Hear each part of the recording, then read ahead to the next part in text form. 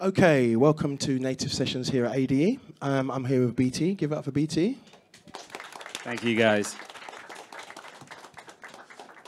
And for the next 30 minutes or so, we're going to just dive into his brain, essentially. He's super hard-working, man. So we're going to look at sound packs and particularly his approach to sound design when it comes to sound packs.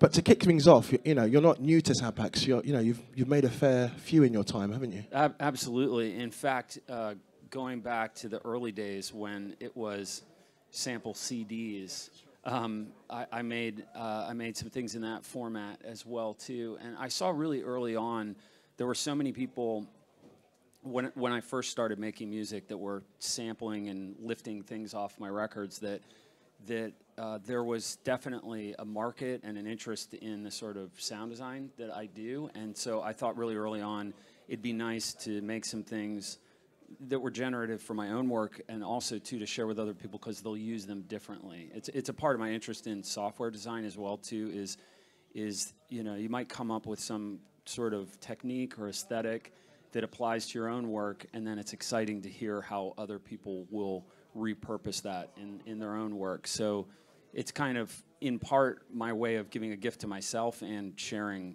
with other people. So take us back to the first couple, Twisted Forms and the Breaks album. Yeah. Can you remember your approach to making them at that time? I can, absolutely. And I love to talk about this, too. So there was Breaks from the New School and Twisted Textures were the first two things that I did. And it's crazy to this day, literally, I hear them in trailers, in films, and... How does that make you feel? Really good. I hope they're not torrents. That's how it makes me feel. That's like my first thought. That's the truth. But approaching them was so much fun. So those go back to OS 9 days, if you can believe that. So it was on an OS 9 Pro Tools rig, and one of the things that people initially I think noticed about my music is how kind of tidy it is.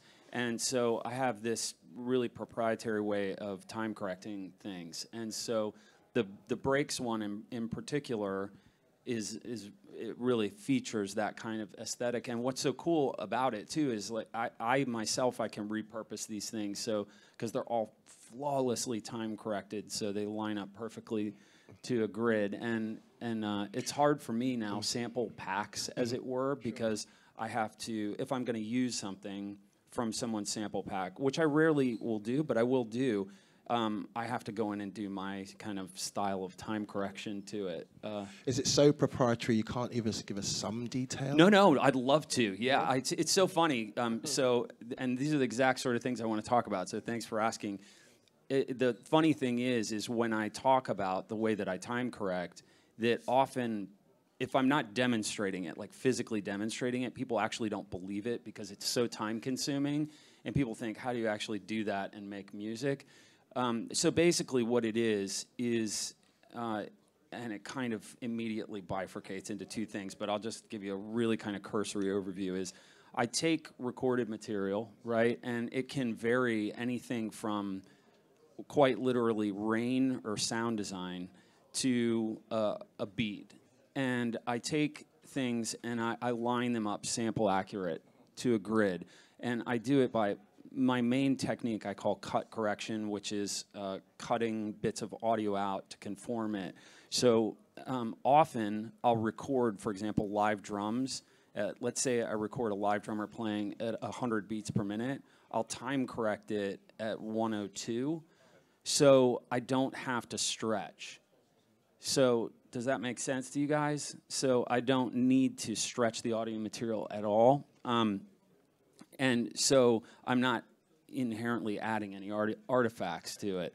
So that's by design because time stretching, adds a sound to things.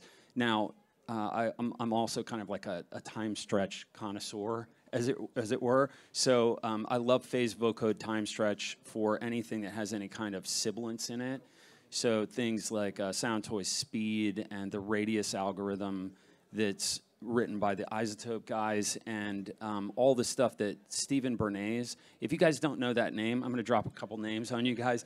That's somebody's name that you should know, and someone that we all owe something tremendous to. He's the gentleman that wrote, for example, the wavetable algorithm that works in Serum.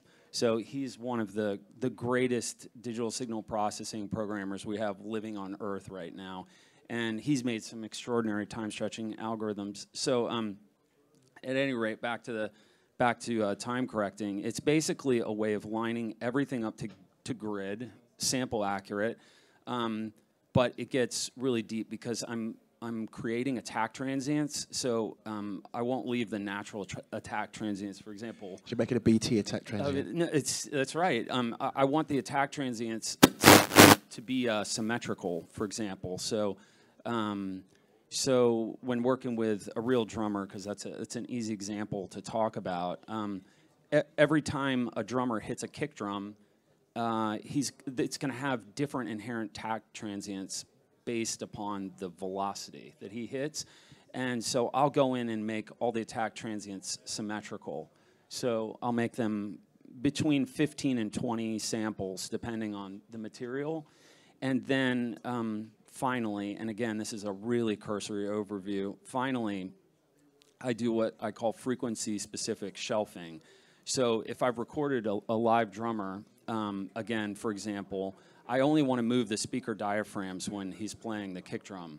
So, you know, and you've got stems you have drum overheads, snare up, snare down, hi-hat mic, toms, kick drum, tons of mics, right? And then you do global compression, and it's like a big thing, recording a live drummer.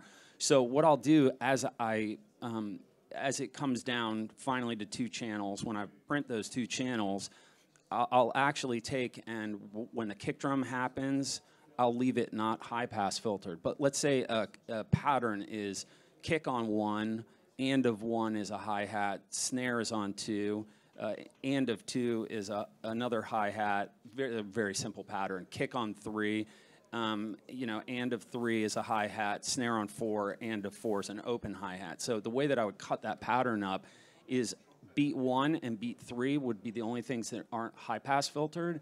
And then I would actually, the and of 1 to the and of 2, so that hi-hat through the snare to the other hi-hat, I would shelf at 120 to 150 hertz. And then the kick I would leave open again, and so on and so forth. And sometimes I'll recompress after I do that, and it's incredible to watch speakers when you've done that. It's like a push and pull, right? Absolutely. It just does exactly what I want it to do. It's like the speaker diaphragms move exactly when you want them to move, and they're silent when you don't want them to be. And so, again, that's a very simple look at it. I mean, there's so many different techniques involved in this, especially as it relates to swing. Like what we just talked about is all straight, no swing, right? And so when you're doing this to a grid, those of you that have studied swing or have looked at what's going on in that, you know that in a series of 4 16th notes, you're pushing the 2nd and the 4th of the 4 16th notes by X amount, depending on the swing value. And what I'll do is I'll do that in samples. So often I'll make a groove template even where the 2nd of 4 16th notes is pushed 200 samples and the 4th is pushed 800 samples, and I repeat that feeling throughout the rhythm. So that's a little bit of a look at what I do when I do time correction, and I've gotten really fast at it across a couple DAWs.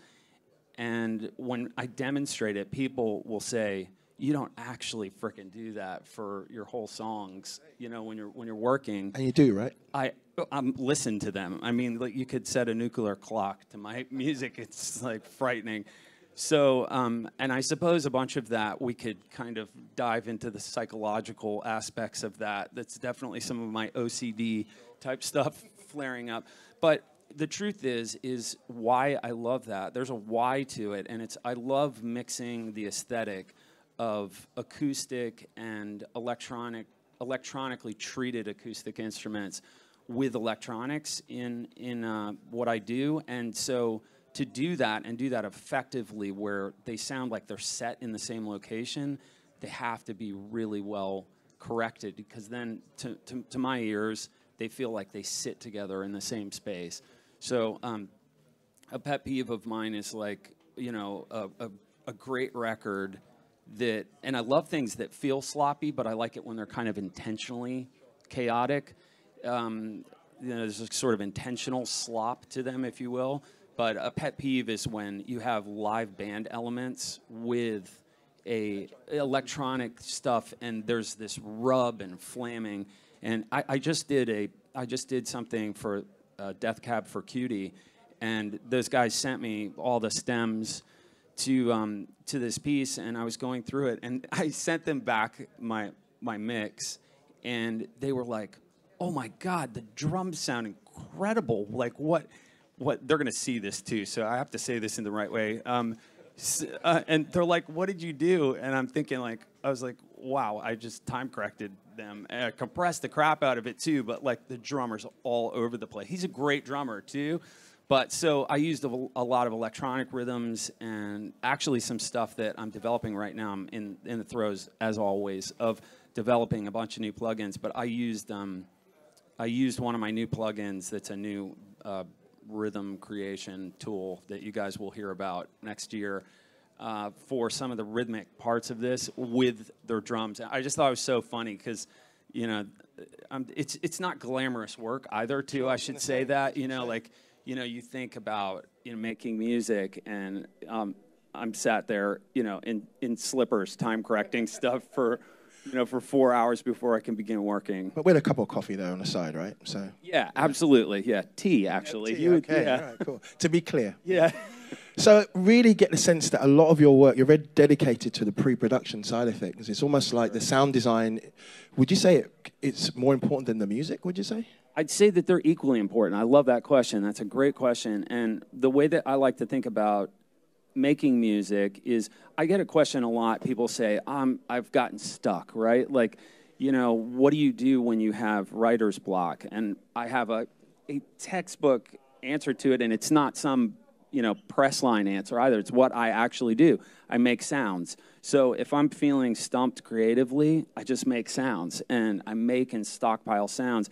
And I feel like I'm then continuing to engage the creative part of my brain. And if I don't happen to be feeling creative, I find myself using those sounds at a later date to great effect. Because, you know, I was thinking about something the other day. I think that so much of great music is the sound of frustration. And the sound of, like, the struggle, you know, that we're trying to say something that resonates with people. And so... yeah, so I love that. You know, I'll turn to my modular if I'm having like an off morning or off 3 days, an off week, whatever it is. You know, I'll sit with my ARP 2600, my Euro rack, and, you know, a bunch of old vintage modular stuff, and I will just stockpile recording after recording after recording, and I keep things really organized. You'd never be able to guess that, I'm sure. But it's really helpful in finding things. You know, so if... I'm looking for something, I'm looking for some modular piece that I did, and I can kind of remember it and sort of remember when I did it. I've printed a version of it. It's not in some random session. It's organized by date, and I can find things that I've done sound design with. So we really get the sense that, you know, you're obviously very meticulous, you're very dedicated to sound design. Can you give us a kind of, you know, when you've got a project on, when it comes to a sound design project, do you have a kind of like a workflow, apart from spending a lot of time in pre-production, what would, in terms of shaping the sound and making it your own? I do, yeah. I can definitely speak to that. So one of the things, those of you that like follow me on Instagram or Facebook or something like that know that I've spent the last 4 years of my life making a new studio, which was a tremendous project. My wife, wherever she is, definitely doesn't want to emotionally relive some dark times in doing that. Well, you're still together, though, so yeah. that says something. Yeah, no, she was incredibly helpful in getting that done. It was, what a project. It's my first sound-treated room, which is so incredible. I've always worked in, you know, attics or in the basement in places that we've lived, and so it's extraordinary having a room where I can really, really hear things. I had one of the first gentlemen that came to look at the space that we were going to work in at my old room. he, pink noise spiked the room, and he said, how the hell are you making records in here? Like, this is actually crazy. There was like, a 70 dB node at 47 hertz, and like basically another one at, 80, and then another one at 101, and another one. It was like comb filtered if you looked at it, and so I would have to print things to USB, like a USB key, and listen to them in the car, listen on headphones. And so it's such a treat being able to work in this room. I've never had soffit-mounted speakers before either, and I have these beautiful soffit-mounted ATC speakers with dual subs, and it sounds so freaking good in there that close friends of mine will literally come to our house now to listen to their music. Ilan Bluestone came back to ours, I can't remember, 6 months ago or something, and just like, he was like, we're trading tracks, listening. He's like, can I listen to my whole album? So we literally listened to his whole record straight the way through. It just sounds so incredible there. And also, too, you can tell mistakes that you've made. I have music that I've recorded, finished, and proud of, mastered, and released. And this is what made me want ATC speakers. And listened to it on them and was like, oh, my God, that's, there's this huge node in the vocals in this range, and glaringly obvious.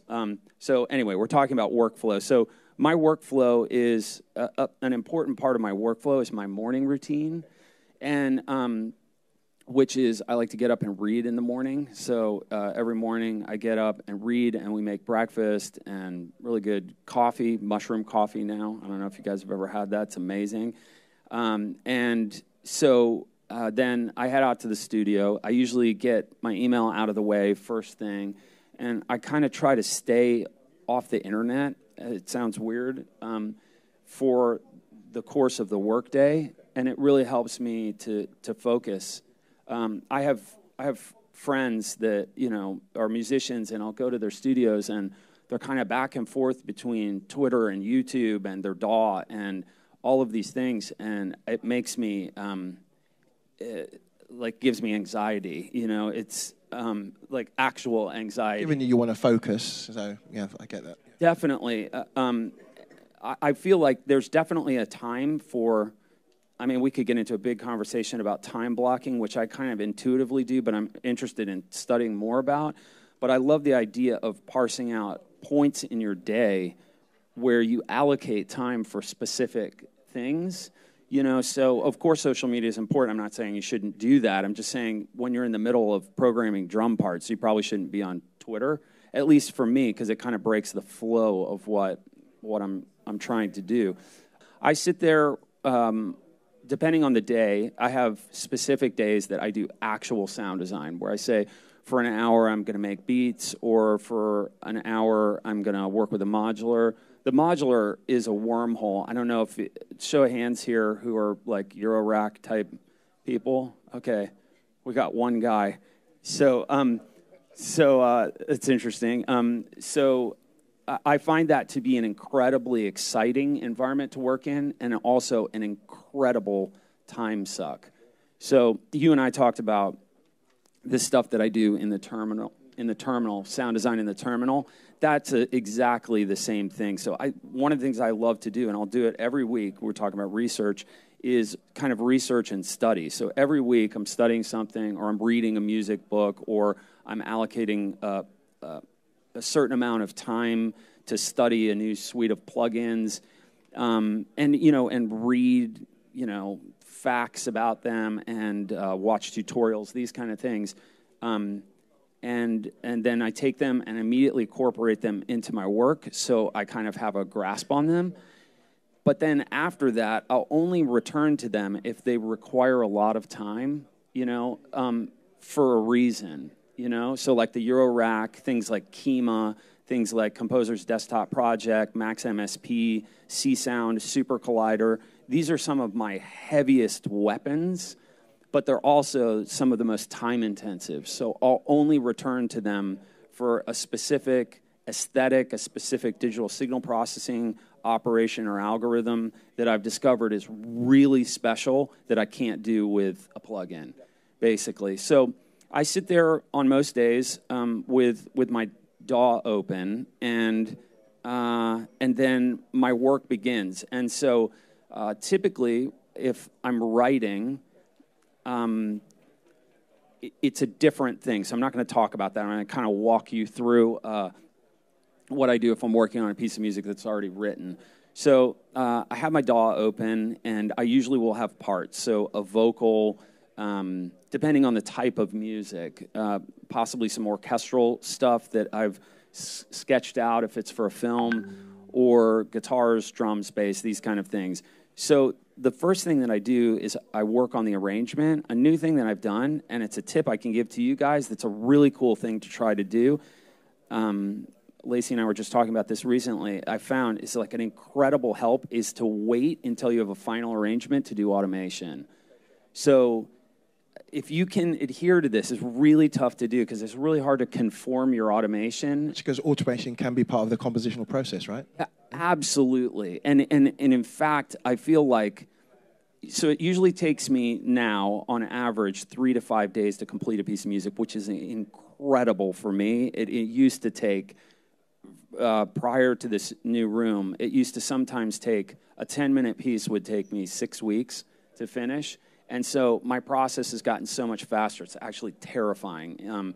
And both my process has changed some, and my listening environment has changed some. So it's kind of a perfect storm of awesome, if you will. So I will work on massaging things so they fit together into packets, is how I work, in a very kind of packetized way. I learned that is an actual IT word too, so feel free to fact check me on that. Especially when it comes to torrents. Yeah, it is.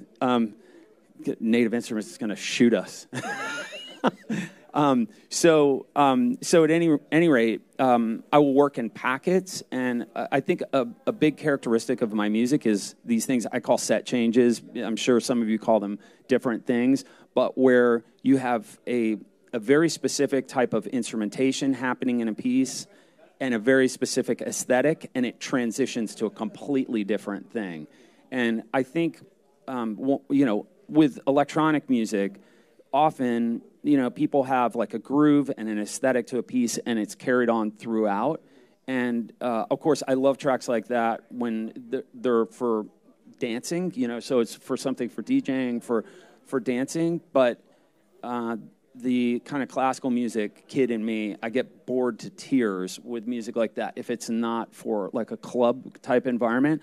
So I think a big feature of my music is these kind of different sound worlds that you enter throughout the piece. And so I work on them as packets, and then usually the next day I'll work on how those packets segue together. And all this while trying not to add automation, which is the hardest thing in the world, because you're like, oh, I know I'm going to want to counter ride the vocal here to this guitar part, or the flugelhorns need to come up and the cello and contrabass need to come down here. So if you can make everything sit right without automation and an arrangement works, I think that's how you know you're on to a really good thing.